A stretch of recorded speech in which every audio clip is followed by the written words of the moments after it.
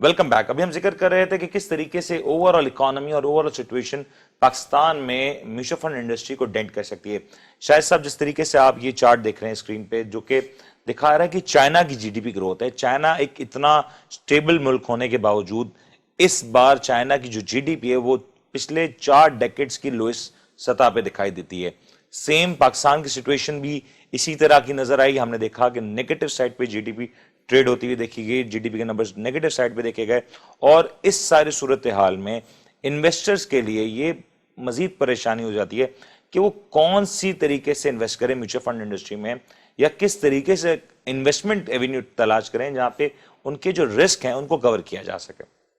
देखिए, जो जीडीपी की आप बात कर रहे हैं, बेसिकली ये तो एक कोविड-19 इसके one of the main reason है कि जिसने पूरे वर्ल्ड को जो है एक हिट किया है। और इवन अगर हम थोड़ा सा क्रेडिट दें तो गवर्नमेंट ने काफ़ी मतलब एक कम वसाइल के बावजूद थोड़ा बेहतर इसको टैकल करने की कोशिश की है और कहीं काफ़ी हद तक वो सक्सेसफुल हुए हैं फाइनेंशियली या इकोनॉमी साइड पर। तो दूसरा, अगर हम इसको बात करें अब इन्वेस्टर के पर्सपेक्टिव से, तो देखें कि अब इस में भी अगर डिस्काउंट रेट आपका देखें अभी कम हो गया है, तो आपके पास 3 ऑप्शन होते हैं म्यूचुअल फंड में कि आपके उसमें कर रहे हैं कैश फंड में इन्वेस्टमेंट कर रहे हैं, या इनकम फंड में कर रहे हैं, या इक्विटी में कर रहे हैं। तो अगर तो जाहिर है सर, आमतौर पे शायद भी मसला ये ना, आमतौर पे जो ऑडियंस है जो इन्वेस्ट करना चाहती है वो तो ना ये जानती है कि इसमें इनकम फंड है, ना ये फंड है, ना कौन सा एसेट एलोकेशन है। मतलब ये जितनी भी टर्मिनोलॉजीज म्यूचुअल फंड में आप लोग इस्तेमाल करते हैं, आम ऑडियंस तो इससे नहीं जानती। आम ऑडियंस कहती है भाई ये मेरे पास 10 लाख रुपए हैं, ये 2 लाख रुपए, ये 5 लाख रुपए, ये 50 लाख रुपए हैं, ये लें, इसको इन्वेस्ट करें और मुझे 6 महीने बाद रिटर्न दे दें। उसमें अक्सर हम देखते हैं कि वो सूरत हाल नहीं बन पाती जिस तरीके से क्लाइंट एक्सपेक्ट कर रहा होता है। तो ये कितना हद तक म्यूचुअल फंड इंडस्ट्री के लिए नुकसानदेह है? नहीं, देखिए, आपकी बात किसी हद तक सही है। देखें, अब इसको चेक एंड बैलेंस करने के लिए एसएससीपी इसको रेगुलेट कर रहा है, mutual fund association of Pakistan इसमें अपना रोल प्ले कर रही है। पहले ये होता था, अगर हम 2008 की बात करें, कि कस्टमर को बताए बगैर अगर कोई विडो है, कोई सीनियर सिटीजन है और उसके पास कोई सोर्स ऑफ इनकम नहीं है और कहीं से पैसा आ गया तो सारा पैसा स्टॉक में लगा दिया गया, फ्रंट एंड लोड ले लिया गया, तो उसका कोई चेक एंड बैलेंस नहीं था।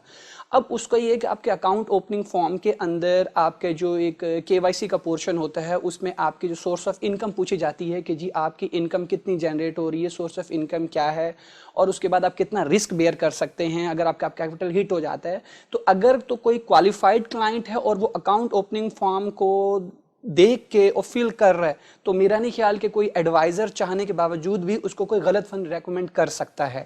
फिर दूसरा, अब उसको चेक एंड बैलेंस ऐसे किया जाता है कि फ्रंट एंड लोड के हवाले से या स्टॉक फंड के हवाले से हर एसेट मैनेजमेंट कंपनी के जो कस्टमर केयर यूनिट है, कस्टमर सर्विस डिपार्टमेंट है, वो उसको वेरीफाई कर रहा होता है रिकॉर्डेड लाइन से और कस्टमर से कंफर्म कर रहा होता है वर्बली कि अगर उसने फॉर्म में मिस भी कर दिया तो वहां पे वो हाईलाइट कर सकता है कि जी उसकी रिस्क एपिटाइट नहीं है और उसको सही फंड रेकमेंड नहीं किया गया, या फ्रंट एंड लोड या जो कोई उसके एंट्री चार्जेस हैं उसको बताए बगैर कोई डिडक्ट हो रहे हैं। तो अब थोड़ा सा अगर हम देखें तो काफी सिचुएशन बेहतर हो गई है। क्या है, मैं चाहता हूं जरा आप ऑडियंस को बता दें, ये फ्रंट एंड लोड या बैक एंड लोड, ये टर्मिनोलॉजी का मतलब जरा ऑडियंस बेसिकली देखें, जो एसेट मैनेजमेंट कंपनीज जो वर्किंग कर रही होती हैं तो उनके पास रेवेन्यू जनरेट होने के 2 ही ऑप्शन होते हैं। तो मेनली जिस पे बेस कर रहे हो तो वो मैनेजमेंट फी होती है। मैनेजमेंट फी आपका जो अगर हम देखें आजकल जैसे कैश फंड है तो 0.5%, 0.4%, 0.6% है आपके टोटल फंड साइज का। और उसके बाद अगर आपके स्टॉक में जाएं तो तकरीबन कोई 2% तक या कहीं 2% से ज़्यादा भी चली जाती है। अगर हम एवरेज देखें तो एक मैनेजमेंट कंपनी अपने पोर्टफोलियो से कोई 1% मैनेजमेंट फ़ी अर्न कर रही होती है। लेट सपोज अगर किसी का 100 बिलियन का पोर्टफोलियो है तो 1 बिलियन उसको पूरे साल में उसको मैनेजमेंट फ़ी मिल रही है, और उस अमाउंट पे रेवेन्यू पे उसने पूरी कंपनी के एक्सपेंसेस और सब चीज़ों को मैनेज करना है। तो उसके बाद जो फ्रंट एंड लोड है, बेसिकली इसको आप सर्विस चार्जेस कह सकते हैं कि अगर कोई कस्टमर उसको सेटिस्फाई होकर खुशी से अपने सेल्स पर्सन को मतलब ये देना चाहे, ये मैंडेटरी नहीं होता। बिल्कुल ये मैंडेटरी नहीं है, ये ऑप्शनल है कि अगर क्लाइंट को सेटिस्फाई कर दिया गया, उसको बता दिया गया है कि जी आपको जो यूनिट मिलेंगे ऑफर प्राइस में मिलेंगे और वो आपकी रिडेम्पशन प्राइस से ज्यादा होगी या कोई सर्टेन चार्जेस हैं, और कस्टमर एग्री है कि ठीक है जी कोई 1% है, 2% है, कि ये जो चार्जेस हैं ये 3% तक भी मैक्सिमम होते हैं कि आप अगर ले सकते हैं, सही है, क्योंकि वो देखें, अगर तो इंडिविजुअल उसको सर्विसेज अच्छी दे रहा है, उसका रिटर्न अच्छा बना रहा है और क्लाइंट एग्री है, उसमें सेटिस्फाई है, वो उसको देना चाहे तो वो दे सकता है, लेकिन ये मैंडेटरी नहीं है। अच्छा, मैं ये जो आपने इंडिविजुअल का जिक्र किया, तो मैं चाहता हूं कि ये भी बताएं ना कि म्यूचुअल फंड इंडस्ट्री में जो अभी इन्वेस्टर्स आ रहे हैं, जो यूनिट होल्डर्स हैं, उसका जो पैटर्न अगर हम शेयर करें तो वो उसमें देखी जा सकती है तादाद कि इंडिविजुअल्स की बहुत बड़ी तादाद है।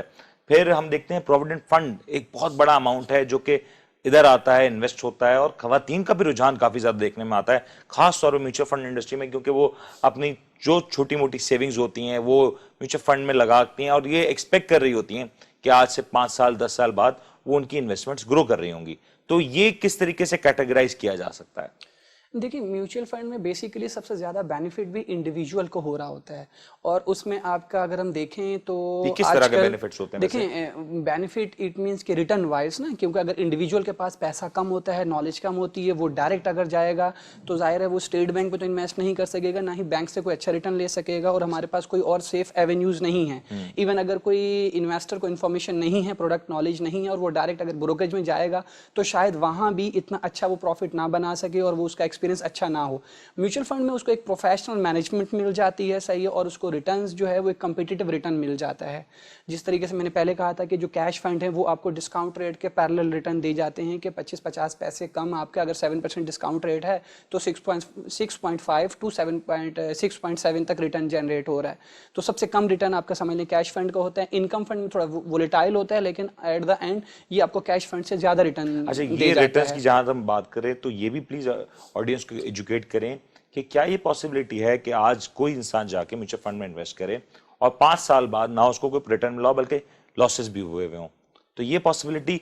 किस हद तक निगेट की जा सकती है? नहीं, देखिए, ये पॉसिबिलिटी आपका जो कैश फंड है और इनकम फंड है वो तो आपका समझ लिया कि आप एक तरह से कह सकते हैं कि सेफ एंड सिक्योर है, क्योंकि उसकी जो इन्वेस्टमेंट है, नहीं देखें, हाँ, एक तरह से ऐसे कि आपको जो म्यूचुअल फंड कंपनी है बाय लॉ वो कहीं भी आपके कैपिटल को इन रिटर्न गारंटी नहीं कर सकती, सब्जेक्ट टू मार्केट रिस्क है। लेकिन अगर हम हिस्ट्री देखें, ट्रेंड देखें, जहां वो इन्वेस्ट कर रहे होते हैं तो बेसिकली वो बाउंड होते हैं कि अब जो गवर्नमेंट की पॉलिसी है, SECP की रूल्स रेगुलेशंस हैं कि वो AA रेटेड बैंक डिपॉजिट में इन्वेस्ट करेंगे, या उसके बाद गवर्नमेंट सिक्योरिटीज में, स्टेट बैंक के T-बिल्स में, PIBs में करेंगे। हाँ, अगर अग्रेसिव इनकम फंड है तो वो फिर प्राइवेट सिक्योरिटीज भी कर रहे होते हैं, टर्म फाइनेंस सर्टिफिकेट में या डिफरेंट उसमें सेक्टर्स में। तो आपका जो कैश फंड है, इनकम फंड है, इसको आप कह सकते हैं कि इसमें आपका जो प्रिंसिपल है, सही है, वो आपका रिस्क पे नहीं होता और रिटर्न भी आपका एक रेंज में रहता है। अग्रेसिव इनकम में थोड़ा सा रिटर्न ज्यादा होता है, उसमें आपका कैपिटल हिट हो सकता है, स्टॉक में आपका कैपिटल हिट हो सकता है। तो अगर तो आप कैपिटल को सेफ एंड सिक्योर रखना चाह रहे हैं तो फिर ये मैटर करता है कि आप इक्विटी में इन्वेस्ट ना करें, या अगर इक्विटी में कर रहे हैं तो फिर उसको देख के करें, उसके डिस्क्लेमर को। अच्छा, हम ये भी देखते हैं कि इंडिविजुअल्स के अलावा आमतौर पे कॉर्पोरेट भी, बहुत सारे लिस्टेड कंपनीज भी म्यूचुअल फंड में इन्वेस्ट करती हैं। तो ये म्यूचुअल फंड में इस तरह की कंपनीज जो इन्वेस्टमेंट करती हैं, उससे उन कंपनीज के ऊपर क्या इम्पैक्ट आ रहा होता है? देखिए, बेसिकली कंपनी अपने लिक्विडिटी के पोर्शन को आप इन्वेस्ट कर रही होती है म्यूचुअल फंड में, क्योंकि लिक्विडिटी सबसे आपके जो एक प्लस पॉइंट है। अगर कोई कंपनी अपना अमाउंट बैंक में डिपॉजिट करती है TDR वगैरह में, तो वो सर्टेन एक टाइम पीरियड के लिए बाउंड हो जाता है। ठीक है। तो म्यूचुअल फंड में कोई आपकी बाउंडिंग नहीं है। कैश फंड आप जब चाहें इसमें अमाउंट आप एंटर कर सकते हैं, जब चाहें इसमें एग्जिट कर सकते हैं। और पहले होता था कि शायद कुछ नंबर ऑफ डेज लग जाते थे, अब तो सेम डे रिडम्पशन है, या सेम टाइम पे भी रिडम्पशन आपको कहीं जगह, कुछ जगहों से मिल जाती है। तो एक लिक्विडिटी को मैनेज करने के लिए वो इन्वेस्ट कर रही होती है, उसमें रिटर्न्स भी उनको अच्छा मिल रहा होता है कि आपको इक्विवेलेंट टू, आप कह सकते हैं कि डिस्काउंट रेट आपको रिटर्न मिल रहा होता है। अच्छा शाहिद साहब, ये तो बात ठीक है, लेकिन मैं यहाँ से ब्रेक लूंगा, क्योंकि ब्रेक के बाद वापस आएंगे तो हम इस चीज को भी देखेंगे कि direct investment in stock markets या इनडायरेक्ट इन्वेस्टमेंट जो म्यूचुअल फंड के थ्रू होती है, इसमें एक बहुत बड़ा गैप नजर आता है। इस गैप को किस तरीके से कंट्रोल किया जाए, कम किया जाए, इस पर बात करेंगे, लेकिन एक ब्रेक के बाद।